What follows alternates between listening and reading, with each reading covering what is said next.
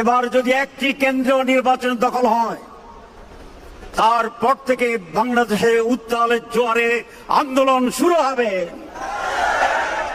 Advance আজ থেকেই আমরা আন্দোলনের কর্মসূচি ঘোষণা করলাম। আর কোন চাঁদাবাজ, দখলবাজ কেন্দ্র দখল করে ক্ষমতায় আসার সুযোগ দেওয়া হবে না।